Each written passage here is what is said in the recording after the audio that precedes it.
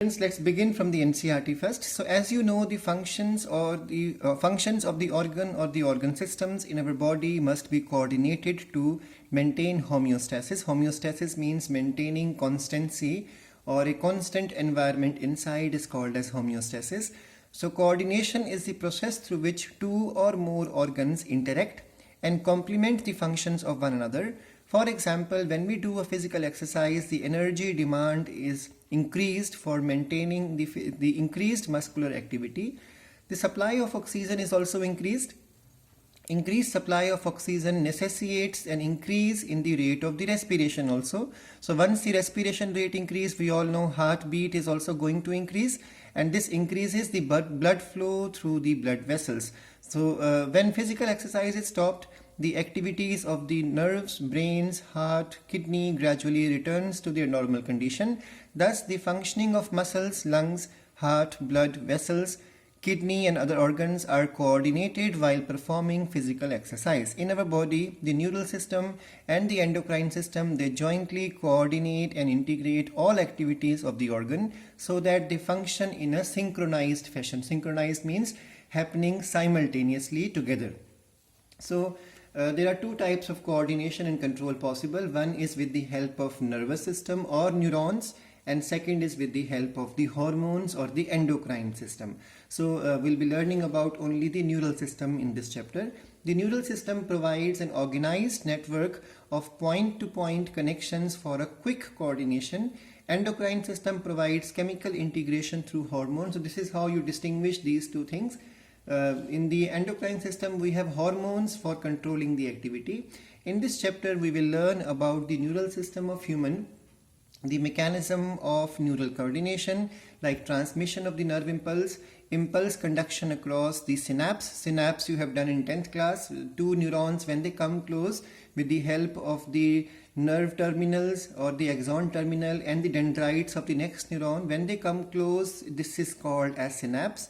And the physiology of reflex action also you have covered in the 10th class. So the first topic as per the NCERT is the neural system.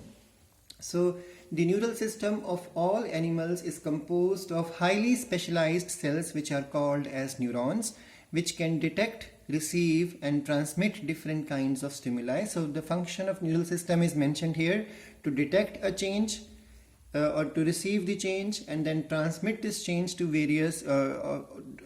transmit these various stimulus to the body. Now the central nervous system is going to understand it, and once it is interpreted or it is understood, then the stimulus will cause a particular response. So the neural organization is very simple in the lower invertebrates. So in the lower form of organisms, we have a very simple type of neural organization also called as nervous system. For example, in the case of Hydra, it is composed of a network of neurons. So there is just neurons, and they are basically neurons of such a type, simplest type, that they can receive input from anywhere and they can transmit the input into different direction so that they maximize the chances of picking up the stimuli. So they have a network of neurons, and then the neural system is better organized in insects. Now when we go through the classification of, in your 9th class you have done, we'll be doing in the 11th also in the last unit. So when we talk about in the hierarchy of the phyla, in the lower form of organism, neurons play a very basic role of picking up stimulus and transferring it. But when it comes to the higher form of organism, there is development, or you can say progressive evolution of the nervous system or neural system also. So when you look at the insects, it is slightly more advanced type of neural system where a brain is present. I'm reading from the NCERT, where a brain is present along with a number of ganglia. Ganglia is a collection of neurons. When there is a collection of neuron, you call it as ganglia. And there are neural tissues also. Now when we talk about even the most higher form of animal kingdom is the vertebrates. So when we talk about vertebrates, they have the most developed type of neural system, and definitely mammals have the best neural system. So let me read out from the NCERT, from the notes also side by side. So neural system It includes specialized organs. It includes nerves, which participate in which participates in coordinating and controlling the activities of different organs and systems, and help to adjust to the both internal environment changes and the external environmental changes. So that means it helps to maintain a constancy inside, which I just read from the NCERT as homeostasis.